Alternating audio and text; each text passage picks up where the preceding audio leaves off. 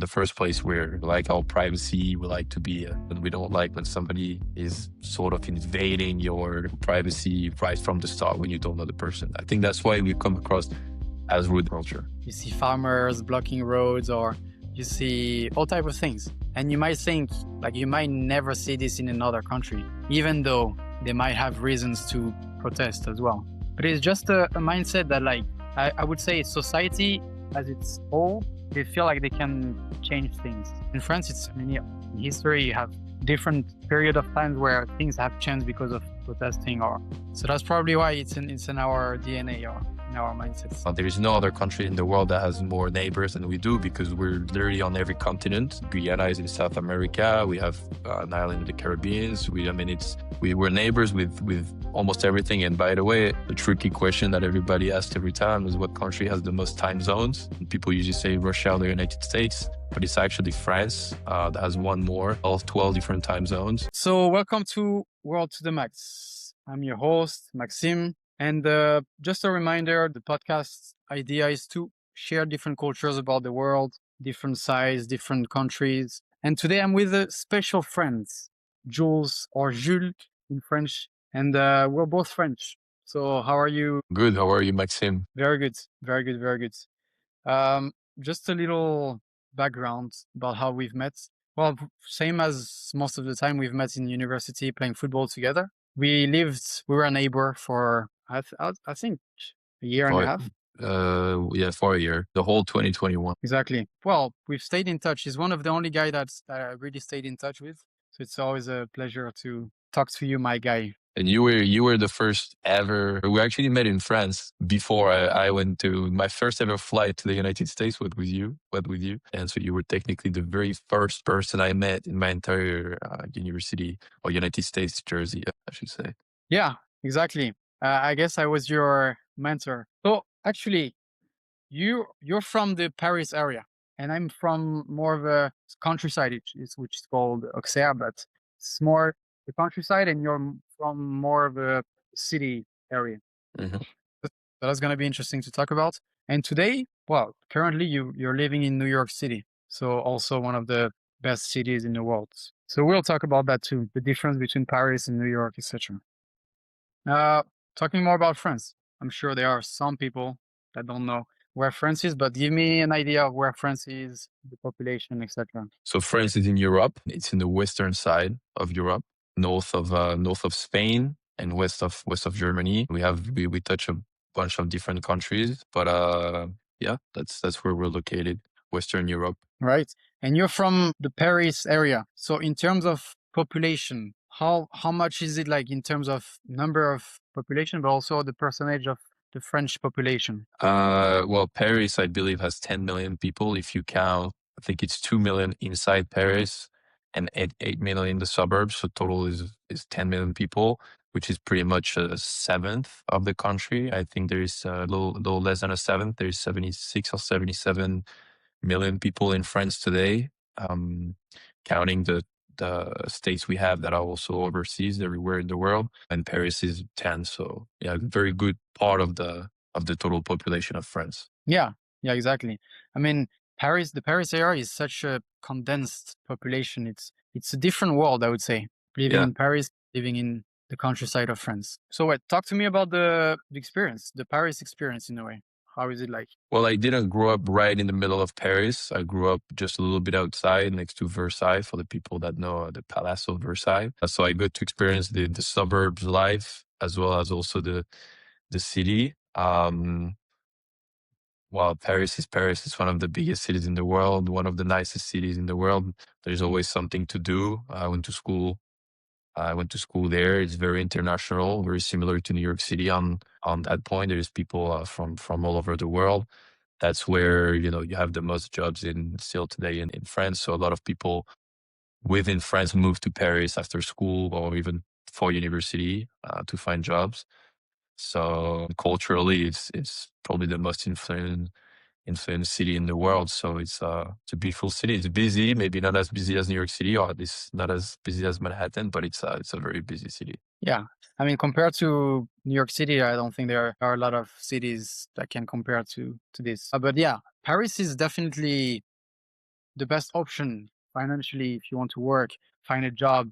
But on the downside, it's also very expensive to live there. So talk to me about this. How easy is it for someone to, well, make it financially in Paris? It's not it's not that easy. Um, it's I wouldn't really know how much money you need to live in Paris, how much money you need to make because I've not worked there. But yeah, it's by far the most expensive city in France, and I know that a lot of younger people of our age, when you move to Paris for school or for work, you either need to have roommates. Yeah, no, definitely, definitely.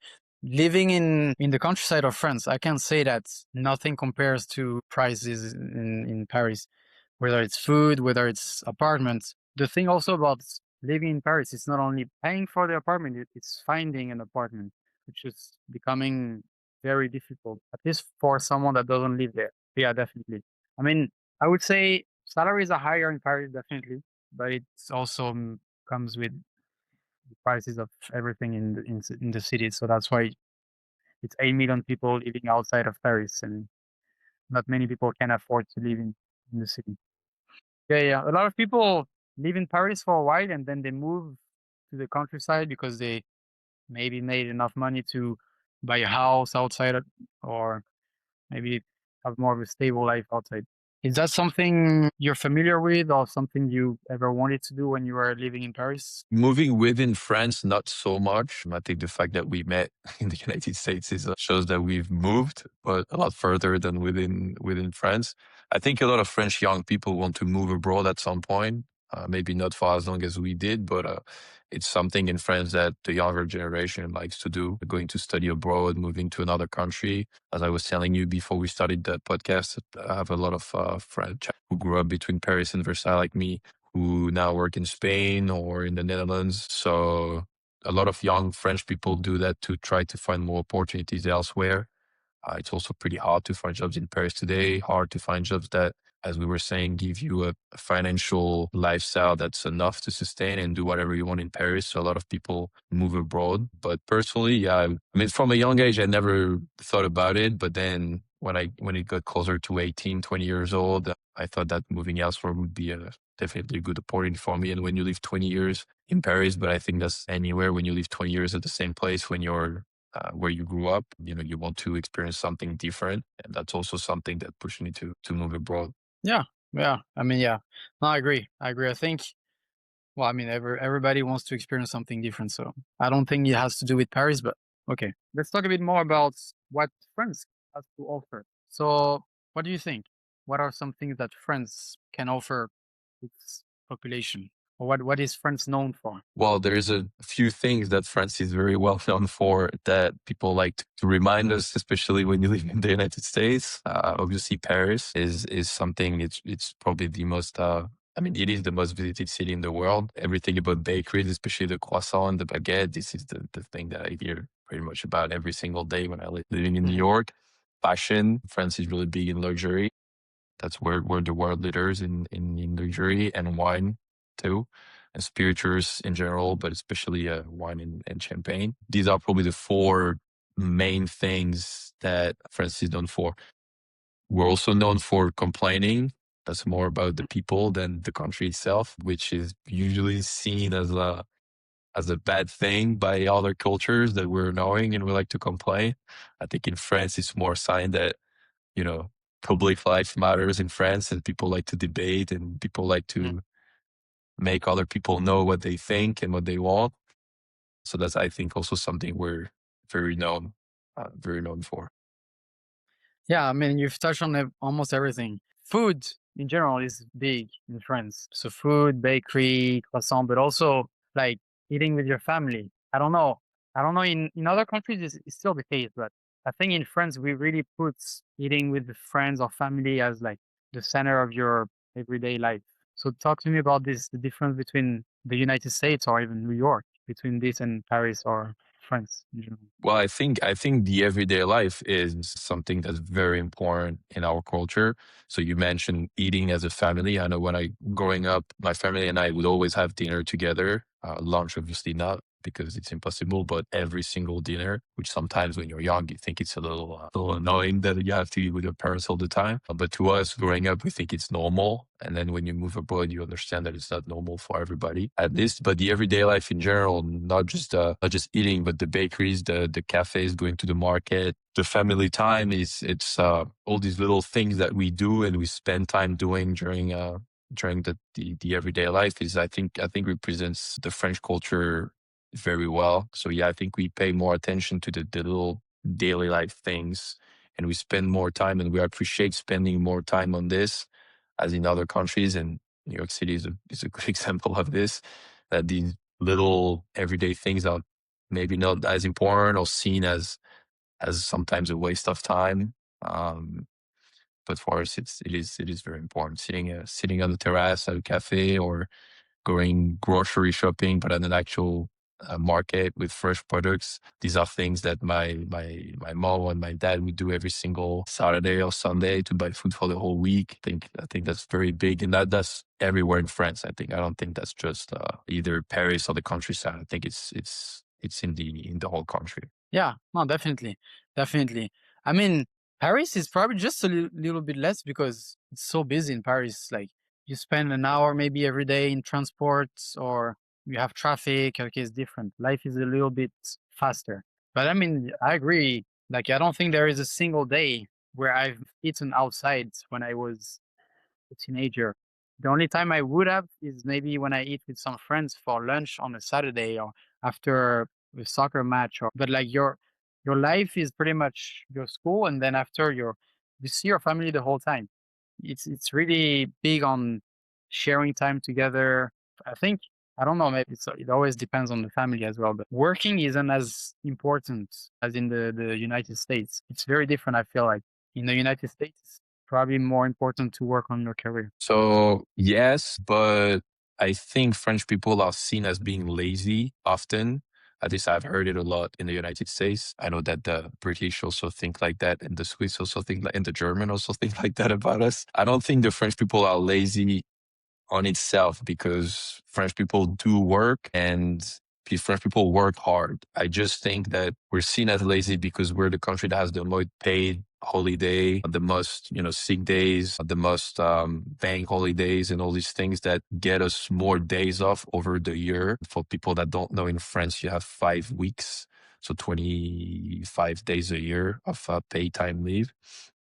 So, but as working itself, I don't think French people are more lazy than German people or anybody else in Europe. But to answer your question, yes, the balance, personal life and professional life, is more important to people. In my opinion, sometimes maybe a little too important.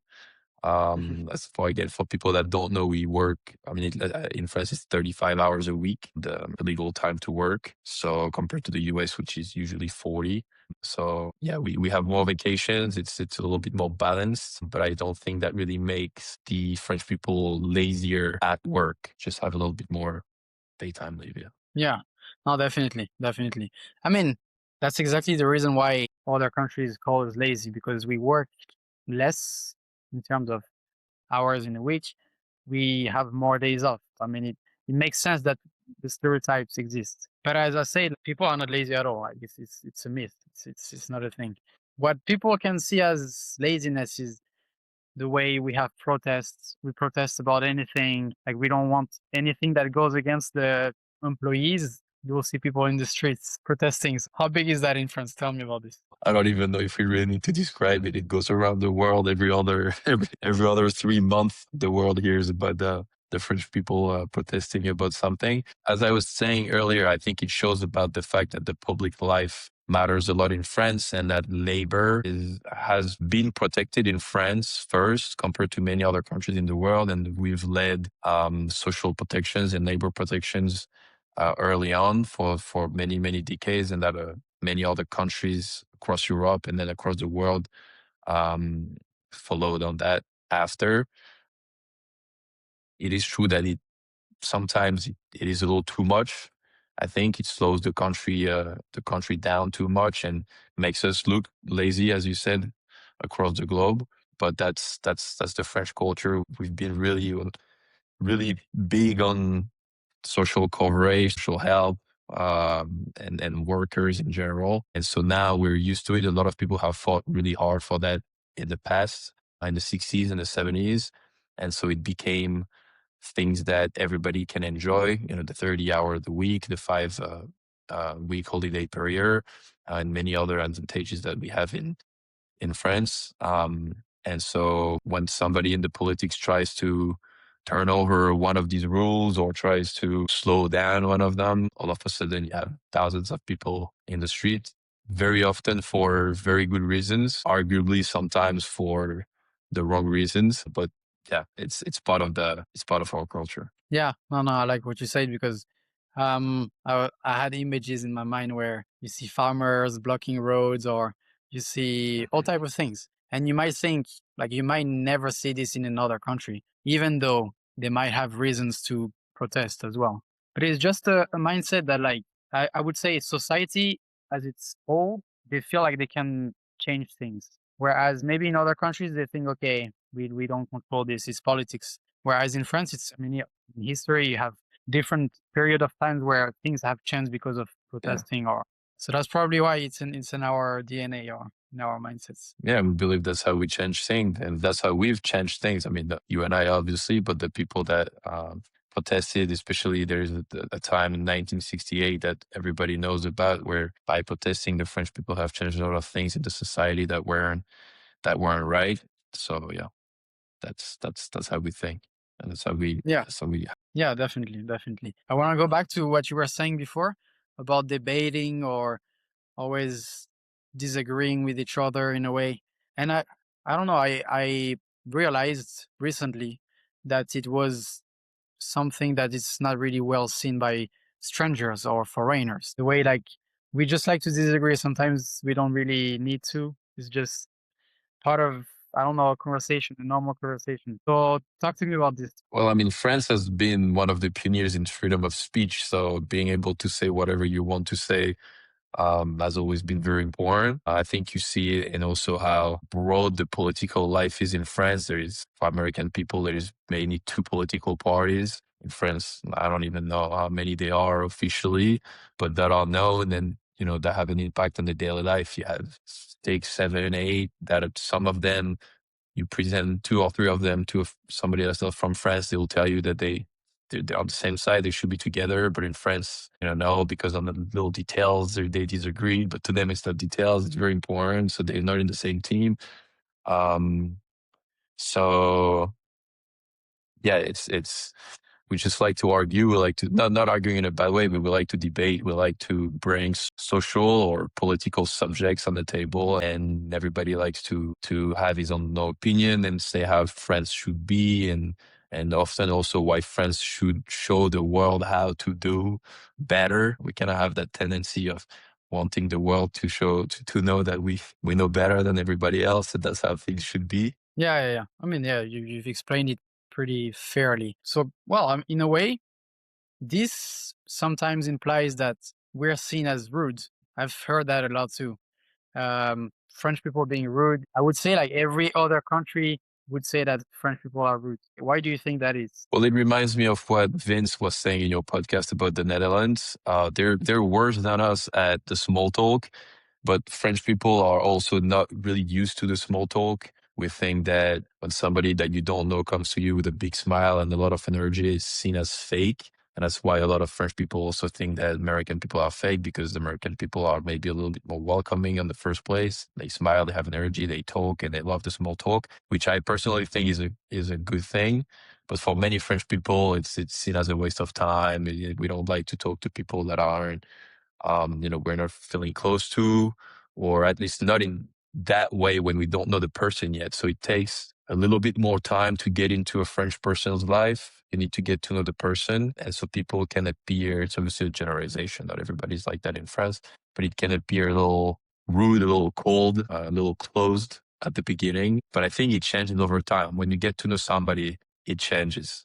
But yeah, in the first place, we're like our privacy. We like to be chill, and we don't like when somebody is sort of invading your privacy right from the start when you don't know the person. I think that's why we come across as rude. Then you also have people that are just fundamentally rude. And in Paris, so I've heard both things. I think in Paris it's not as much as people say because there's so much tourism that a lot of people speak English and people have to be more open.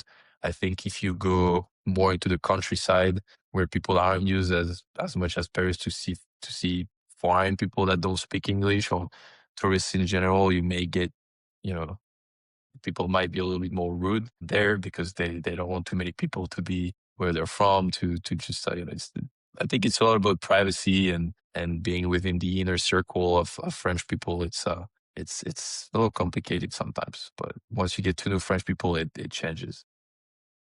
Yeah. I don't know if I agree with everything. I think I agree with you talking about how people can be rude and it's the same in every country and as you said, we can sometimes, but small talk isn't as much of a thing.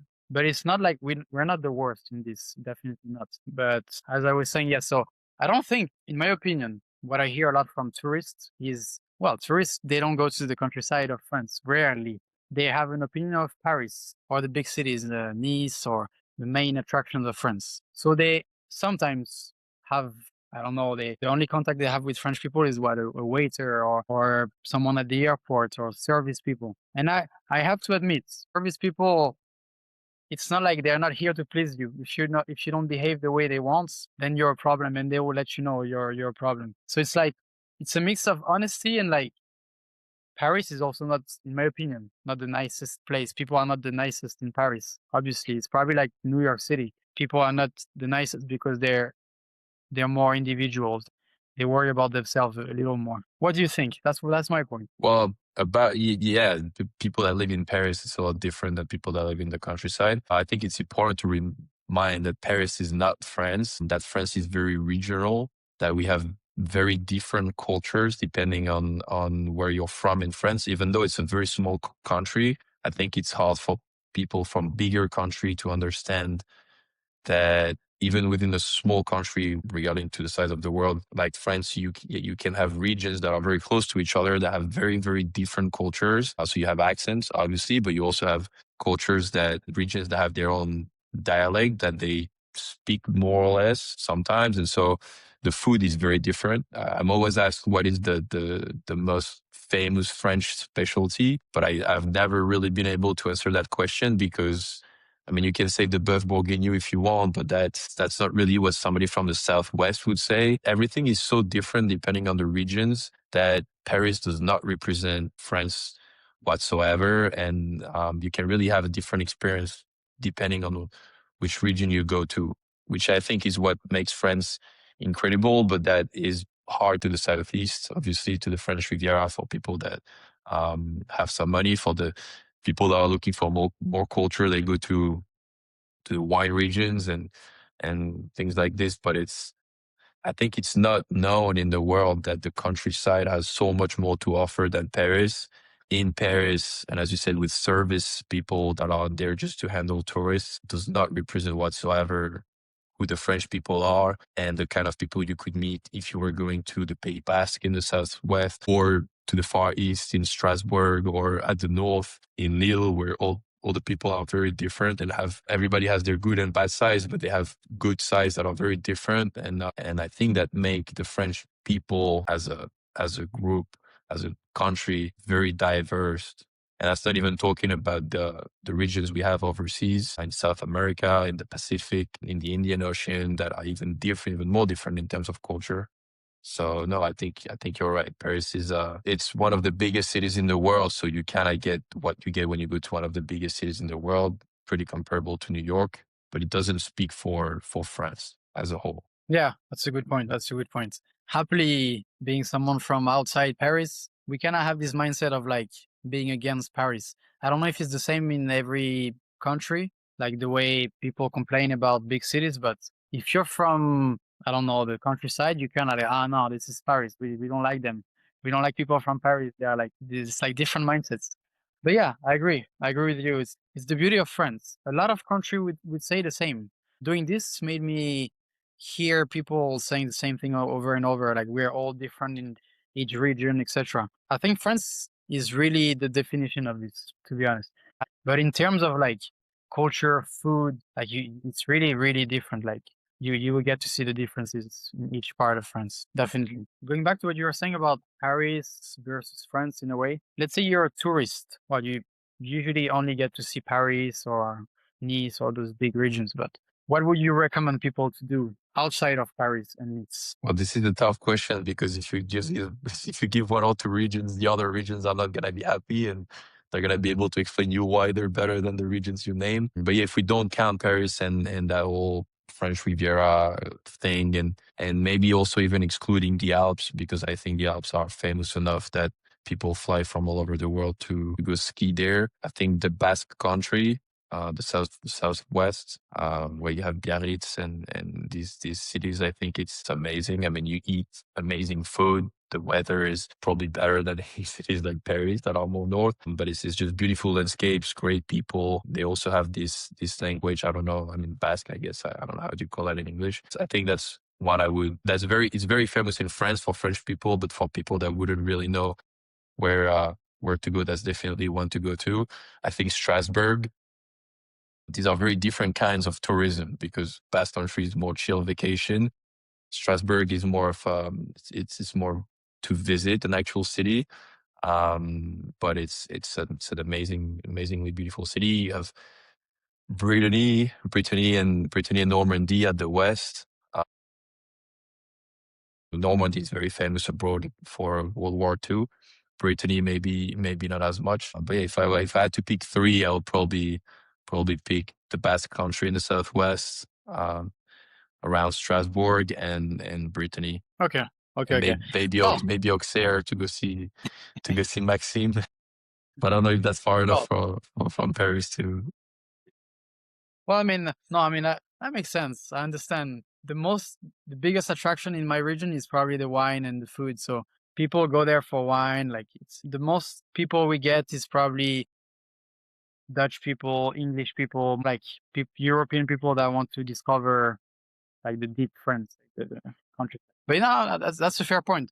You went over different regions, and that made me think each of those regions are kind of connected to another country, like Strasbourg to Germany, the Basque Country to Spain, and it made me think, okay, I don't know if there is another country that has so many borders with other countries. I don't know how many we have, maybe 7 or 8, Well, but you have Spain, you have Andorra, you have Italy, you have Switzerland, you have Luxembourg, you have Belgium, um, Germany.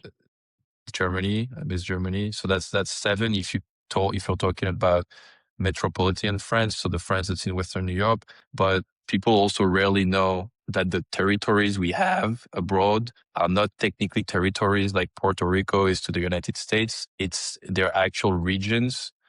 More like Alaska is to the United States. So if you count that too, there is no other country in the world that has more neighbors than we do because we're literally on every continent. Guyana is in South America. We have an island in the Caribbean. We're neighbors with almost everything. And by the way, the tricky question that everybody asked every time is what country has the most time zones in the world? And even when I was asked that question, I probably said Russia. People usually say Russia or the United States, but it's actually France that has one more, all 12 different time zones, because these territories are not territories, they're actual regions. So people that live there do vote for the president. And it's when you go there, you're in France.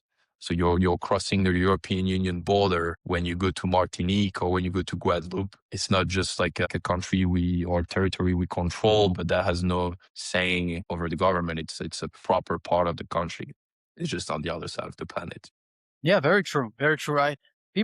Let's admit, people often forget about those regions. But like, I'm talking about French people because, well, of course, the island they're a bit disconnected to what France, metropolitan France is. But yeah, that's a good point. I didn't know that actually about the But time it zone. contributes to the diversity of friends. I think we've all grown up with friends that were not white French, that were from Martinique, that were from Wallis and Futuna or New Caledonia, Mhm. that were from Guyana, that were from any because it's a lot of islands, mostly that have grandparents or great grandparents that immigrated and I grew up with us at school, and for us it's completely normal and it participates to the diversity of the country. Yeah, yeah, yeah.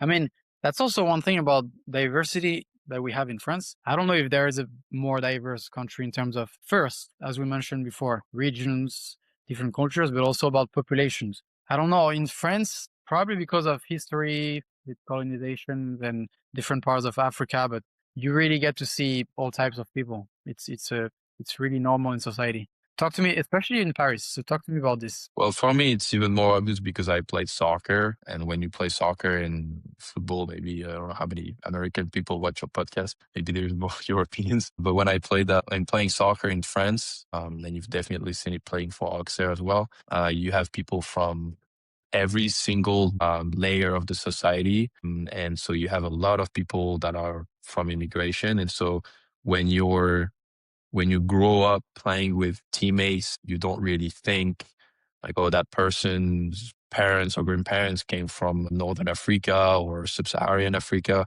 You just grow up as, just they're French. I'm French, they're French. We're just teammates. And I think in our cases, it helped us growing in diversity and understanding that it brings a lot of very good things to the country of France. And obviously Paris being where there's the most immigration, but there's in many other big cities these days too. And so I think if you're from a big city, it's something that you grow up with. And so something you're completely used to and something that you accept very, very early on, I think. You can tell me Yeah, yeah, what yeah.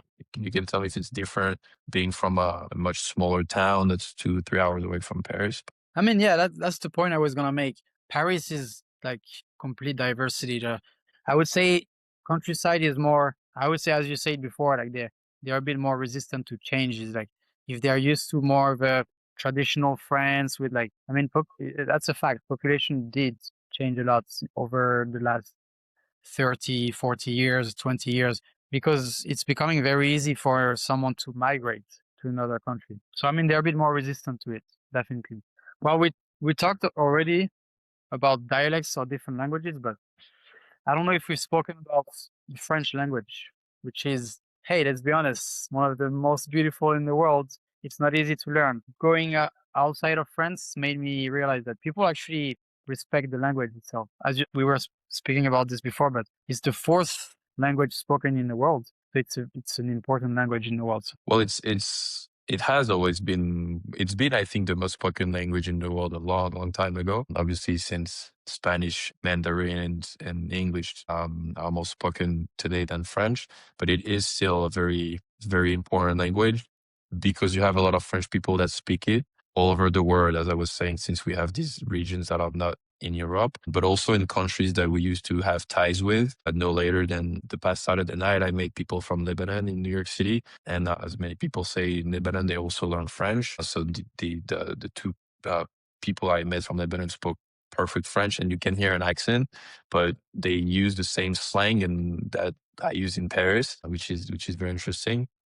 And you have other in Northern Africa. There's also most people also speak French, obviously through colonization. So the reason why we speak French, I think, is for another debate. But the fact that today they still speak it. But yes, it's very important. And also, when you spoke about respect, that people respect the language a lot, we know that we're doing an interesting exercise right now that people maybe don't understand, but speaking English with a French person when there's no English speakers around. So when you could just be speaking French, it's something that we're really bad at in France because there is a really big judgment over the French accent between French people, while people from overseas love the accent, which I'm also one of the people that don't really understand why they think the French accent is pretty because it sounds a little ugly. But so many people think that the French language itself is beautiful to hear, even when they don't understand it, which I think is something we can't really understand in France because we all speak it. It's our language. It's normal. We don't pay attention to it. But when you speak to a foreign person or when you speak French next to a foreign person that doesn't understand what you're saying, almost 100% of the time you're getting a compliment on, oh, that's beautiful, when you probably just said something very basic. So the accent and the language itself are two things that are very respected, which is it's good to hear. French people are Would you say they're proud people in general? Yes and no. I don't really, it's hard to give an answer to that question. I think when you go abroad, you become more proud. You become prouder of France. Not everything about France, but you become prouder of being French, of speaking French, of having the French accent. A lot of people have told me that my accent has improved, however you want, has improved a lot over time. But I personally, I try to improve it and also not lose it at the same time because it's part of our identity. But inside of France, I don't think French people are as proud as they should be. There is this kind of myth. I don't really know if it's a myth or not because I've also seen it in France that when you're too proud of being French in France, you're usually getting criticized. And I do think that we should be maybe more proud of being French inside the country between ourselves. But when it comes to interacting with foreign people, I don't think we're really lacking proudness in being French because in New York City, or I mean in any city, but in New York City, when you see a French person interacting with an American person, that same French person that would be complaining about everything in France, they get to New York and all of a sudden France is amazing and the French food is amazing and everything is amazing in France. And then when they go back to France, they just point out all the problems that there is in France. But it's very ambiguous. I think we have a pretty weird relationship with being proud of being French. Yeah, I mean, I can definitely relate to that. What you were saying about, I don't know if it's a normal thing or like a universal thing for everybody when they leave their country. Maybe they miss it. So in a way, they miss what's good about it. You tend to forget about the bad things that you were living. So maybe that's why.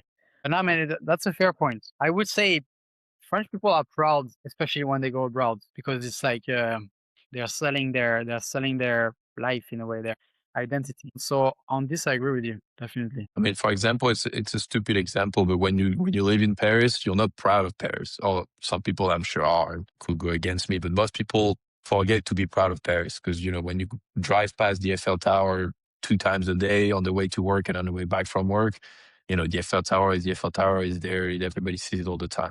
And then you go abroad, not just the US actually, but any country I've been to, and they talk to you about Paris, like the Eiffel Tower, the Louvre, everything is so amazing. You realize like, okay, maybe there's too many things that I took for granted. But that's just an example about Paris, but anything I'm sure you can take. And I've taken friends actually from the United States to other places. I took one to the Basque Country for a week of vacation, and it's the same there too. They see the landscapes, they see the food, the culture, the architecture, and they think this is absolutely amazing. And I'm sure somebody who's from there, when you're there for 30, 40, 50 years, you're not as amazed. I think it's a human thing. But I think in France we're even worse at that, I guess, of getting used Yeah. to what we have. Yeah, probably. Probably. I mean, as you say, French people love to complain. So you will know what they don't like about France before you know what they like What they about like. France. That's a very good way But to put it. yeah, I mean, it doesn't mean they don't like it. It means they will let you know what they don't like first. I want to go back to what you were saying before with something that I thought was very true about the process of learning English for French persons. I don't know if it's the same in every country, but in France, it's difficult to get to speak English because people would judge you for your accent, for your actual English. It's like a big competition about who speaks best English in a way. So, and sadly, we start, I don't know if it's because of education, but Well, you learn English. I don't know if you remember, but I studied English in I don't know how to. I still don't know after being here 5 years to how to translate the classes between French and English. But I think we start when we're like 8 or 9 years old. You start learning like bread, and yeah, house. Like you start really learning vocabulary, and you do it for 10 years, 8 to 10 years in school. Spanish only comes when you're 13 to 14 years old. So you really do 4 to 5 years of Spanish in school in France until the end of high school. English starts a lot earlier. And still, when it's probably the same for you, but when you move to the US or for people that go to England or any English speaking country, when you get there for the first time, you think you're not that bad. And then you get to the place and you just don't understand anything. Well, we went to Alabama first, so the accent was not the easiest, but you would have put me in the heart of middle of New York City, you probably would have had the same problem. You figure that you're just not, you just don't really speak it, so like you don't understand. It's hard to make sentences with different vocabulary. So we do learn it very early, but not well. And also because, as you said, speaking, everybody's shy of speaking English because you know your friends that have probably a worse accent than you, they're going to make fun of you anyways. And then when it's going to be their turn, because they made fun of you, you're going to make fun of them. And so we're just dragging everybody to the bottom for no reason. But that's, I think that's why it also makes it harder. But yes, it is within the education. I think we just don't do it very well. And also compared to other countries like Germany or the Nordic countries, we have the common friend we've spoken about before, Vince from the Netherlands. They speak languages that are a lot less spoken in the world. And so they need English to do business, even just with their neighbors, because even though maybe a Dutch and a German, I don't know if the languages are closer to themselves than with French. But even just to speak, they need English. Us with French, more people speak it. People that have a high level of education in other countries, when they already speak English and they pick a language they want to learn, unless they have very big ties to Asia, it's usually French, and then maybe more for the older generations. But it's always be seen as a high level education language to speak when you have time to spend learning a second or a third language. Not so much with Swedish, German, Dutch, Norwegian. So we also I think that we don't really need it as much as other countries do. We also expect people to come sometimes to France and speak French. So if, tourists is coming, a lot of French people would be like, why should I speak Spanish or English to talk to them? Or in Paris, they can speak French. I don't know if that's the best mindset, but I know a lot of people are like that. So I think these are reasons why even though it's part of the education, we're one of the worst in Europe with English. For a developed country, we're one of the worst at teaching English to our kids. Yeah, no, definitely. I would say you made me think that we actually learn it from a very early age. So my point is, I don't know if the problem is the education system or the way we don't practice it at all. We learn it, like most French people have an idea of how to speak it or vocabulary, a decent amount. But the problem is you don't get to the point where you speak it, or let's say you watch a movie, you're always going to put it in French. Everything is about French, the language. So you're not really confronted to other languages because, as you said, we don't need it as much as other smaller countries. But yeah, definitely, sadly, we're one of the worst in Europe in English. It is something we could be better. I think it's also part of the proudness of a French person. I'm French. I speak French. Why do I need to speak English? But then later you realize it's a mistake because eventually you need it and you start learning and you regret not learning before. Yeah, definitely. I mean, it's a fact. Most people know that French people are not as good as other neighboring countries in English. But you need to make efforts, you need to put some effort into not pronouncing the same word, because a lot of words are similar. So you want to just say it the way you said it in French. You need to put some effort, and it's hard and it's different pronunciation. Yeah, exactly. And also about what you said earlier, a lot of people will judge you for speaking it and doing too much, because when you speak it the way you should speak it, people call you out saying, oh, why are you speaking like an English person? So when you're in France, you're supposed to speak English, but with a French accent to be accepted. Yeah. And then when you go abroad, then you should speak with the English accent. But at the same time, if you put too much of the French accent, people are gonna be like, "Oh, look at his shitty accent." So if you put too much of the French accent, you're getting called out. If you put too much of the English accent, you're also getting called out. Like, who do you think you are speaking like this? So it doesn't make any sense for somebody that's listening to us. Probably gonna think, so what are you supposed to do? Well, I don't know. It depends who you're talking to, but it makes no sense. It makes no sense. Yeah, that's probably why when tourists come, the only language they can communicate with is English. And that's the big problem, because even service people, they don't want to speak English. It's not comfortable. People will judge you in a way because there are French people around listening. So, well, yeah, it's a very judgy thing in France, speaking English. Which it shouldn't be. No, sadly not. But hey, that's France. That's how it is. I think that's how you say in English too, laïcité or secularism, which means that the French state has no religion, and even further than this, the French state is supposed to guarantee the freedom and the equality of belief. So in France, you're supposed to be able to believe in whatever you want, and you're supposed to to not show it publicly. For example, what we call the republic spaces. So school is one of them. You're not to, regardless of your religion, you're not supposed to show any sign of what you believe in. Religion is supposed to be private. It stays within the family. We obviously have some of the most beautiful cathedrals and churches. And whether you're Muslim, whether you're Jewish, whether you're Christian, you're supposed in France to be able to just believe in whatever you want. Nobody is supposed to be judging you. Obviously, in reality, it's sort of different on paper. But that's why over 100 years ago, 121 years ago, in 1905, the state and the church went separate ways. So you could believe in whatever you wanted in France, which is not the case for many, many countries. I know in the United States it is too technically, but when the president speaks, he always says "God bless America," regardless of what political party he is part of, which you would never hear and you haven't heard in France in over 100 years now. It's creating a lot of issues today that I don't think we're very much qualified to talk about. But on paper, that's something that we started and that we are very proud of, that being French is not tied to believing into one God or another. Yeah, yeah, definitely. So, well, it's a very unique system. I don't think there is another country in the world that does this. That's why people sometimes don't understand it. Well, I myself, when I went to the United States, it was kind of a shocker how people will talk to you about religion, and most about Christianity, but they will talk to you in school. They will talk to you about it. Sometimes even in football, in soccer, your coach will talk to you about this. Society is made around Christianity in a way in the US, which is the same for a lot of different Muslim countries or Christian countries. Society is based on religion, which was the case before as well for France. But they decided to go away from the Christian roots, I would say, and decided it's a religion-free country.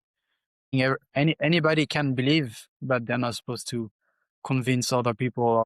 It's a very tricky system, I have to admit, because people are scared to talk about religion, whether it's in school or in society. It's becoming a bit of a conflict because people like it or not, it's the way it is in France. Well, but the thing is that it creates problems in France too, between French people, because there are religions that are easier to hide when you go to school. If you're Christian and you go to school, maybe in the past you could wear a cross. Well, you can wear it. You just have to hide it. You can wear it under your clothes. Some religions are a little harder to hide in public spaces, and so it creates conflict between religions because creates deep issues that I think are very present today in France. It's been a few years now that it's like this, but I think it's one of the main social issues we're having today, and that we're having a really, really hard time finding a solution to. Yeah.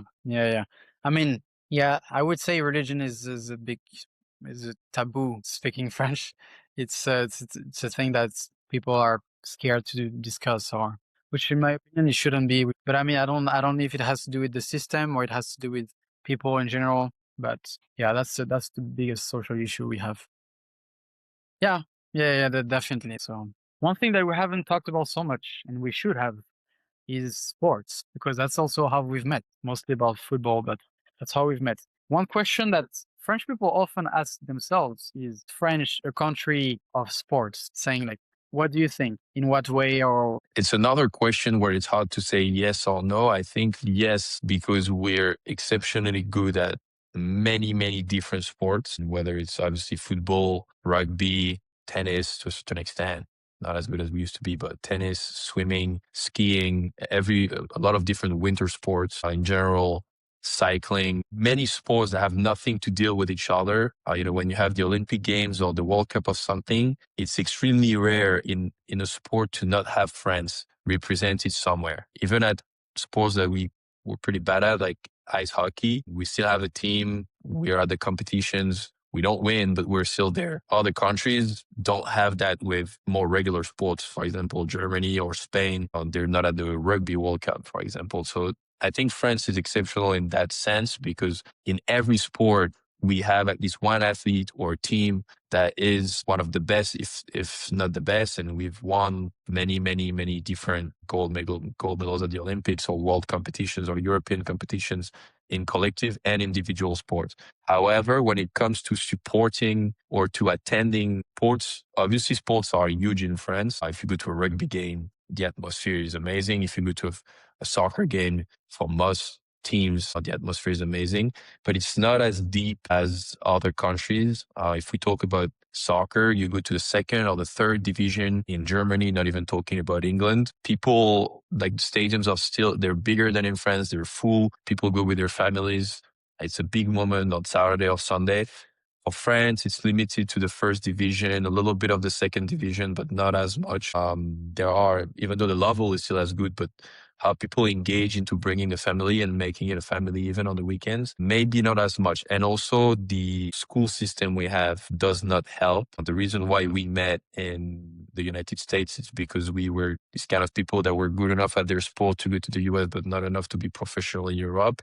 But also we're going to school, and if France could have offered us the possibility to play for the clubs we were playing for and also a degree at the same time, some people would probably still move to the US, but probably a lot less. And so I think making the bridge between education and sports in France is something we're really, really, really bad at, and forces people like us to move elsewhere, the US in our case. But when you look at the best swimmer we have, who's one of the best swimmers in history now, Léon Marchand, he also went to the United States to swim before the Olympics in France. So you would think why does he have to leave? So I think there is a problem there where we find a way to have some of the best athletes in the world, and many of our athletes have been the best at their sports in history. But our system is just not helping at all, and we also don't engage as much into professional sports as other countries, even just near neighbors we have, except when it's the national team playing. Depending, I mean, regardless of the sport, but when it's the national team that's represented, people support. But for inside the country, people like to call us the Sunday athletes. It's like, well, sports are there, but they're not as important. Yeah. Well, I think you've covered most of the things about sports. We are a country of sports because of our results mostly. We are there in the top countries all the time. And if you're looking at the population, we're overperforming in terms of, when you look at countries that have 200-300 million inhabitants, we overperform in sports. The way I would see France not being a country of sports is the way it's transmitted, or the way it's seen in the society. I like what you said a lot about the relationship between education and sports, because every country I went to, it's a part of a kid's education to have physical activity, or it's really pushed for a kid to, most of the time they have free afternoons to enjoy their time. Whereas in France, you would be in a classroom for probably 7 to 8 hours every day. So it doesn't give you enough time to enjoy sports on the side. Yeah, I mean, I think that also makes sense. But you do sports at school. You know, you always have I think it was 2 to 3 hours, 4 hours of physical education in high school a week. But yeah, I do agree that it's not showed as important enough to the kids. And I think from what I've read recently that it's getting even worse than it used to be. I think our generation was still pretty active. Maybe I have that feeling because most of the friends I met were through sports. Probably wasn't like that for everybody. But I still feel like we had a decent amount of physical education. But it's not the same today as it used to be. Yeah. I mean, yeah, adding what you say, that sports isn't really supported. Of course, professionally is supported, but like if you compare with other countries, taking the example of the US, which is probably the country that supports its athletes the most. If you're looking at student athletes or professional teams, well, they're almost like gods in a way in societies. Well, I mean, the treatment you get when you're a student athlete in the United States, even if you don't play NCAA D1, but if you play D2 or D1, the treatment you get is treatment you get in professional teams. Talking about soccer here, but for other sports, it's very similar, which to us is a crazy excitement because it's something you thought you would never get because you wouldn't be professional in France. And you go and you see that the soccer level itself is a lot lower in D2 or D1 than in Europe. But in terms of what treatment you get and resources you have access to, it's equivalent or if not better sometimes. And to us, it's crazy. It is completely crazy. So it shows that even for lower level divisions, the United States help a lot more the athletes. You see it with classes. The fact that you play for the school is a concept that does not even exist in France. I mean, when I talk to my friends who played basketball in high school, for example, playing for the school, having a club on the side outside of the school season, sure, but also mainly playing for the school. That's a concept that does not exist in France. They don't understand that it's almost like when you have a job, you go to school. School is one thing, it's one institution. You go through your classes. You may have some physical activity once or twice a week. And then at night, 6 p.m., 7 p.m., 8 p.m., when you get older, you go to practice. And it's very two different worlds. Very often you don't, your teammates are at school with you because you go to a club that's 20, 30, 40 minutes away from you. Everybody does that. So everybody's from all around the region. So it's very two different circles in many cases, not everybody, but in many cases that is completely different in the United States. I think it would be cool if you were playing for your high school in France. I think people would actually, they would enjoy it, but it's so deep in the roots that there is a distinction between school and club. Depending, that's not just a football thing. My sister used to swim; it was the exact same thing. When you play tennis, same thing. You have your club. It's two different things. You have some arrangements. You can try to get like student athlete sort of status, but it's nothing comparable to the United States. Yeah, yeah, yeah. Fair enough. Fair enough. Well, sir, I think we've covered, I think everything about France. Of course, France is way deeper than an hour conversation, but I think we've covered most of the things that you should know as a foreigner about France. Thank you, Jules. Pleasure. I think you did very good. Thank you for the invitation. It was a lot of pressure doing the French part, knowing all the French people all the French friends we have in common. Could have been a lot of other people. So I think people always like to learn about France. So it'll be interesting to see. But thank you for the invitation. Yeah, no, definitely. It was a must. I have to say it wasn't easy because people know that, but I get a lot of requests from all over the world for who want to be on my podcast. But you're the lucky one, so I hope you didn't take it for granted. Maybe one day you'll have somebody that can speak better than us, and a minister or a president on your podcast to talk about France. I think that would be the ultimate goal. Well, there you go, Emmanuel Macron, if you're watching. After 27, not right now. After when people Yeah. forget. You don't have much time. So, well, thank you, man. Thank you. You Of can watch course. this podcast actually on social media as well. I'll put the tag and on YouTube, Spotify, podcast, etc. So yeah, thank you, sir. Thank you, Max.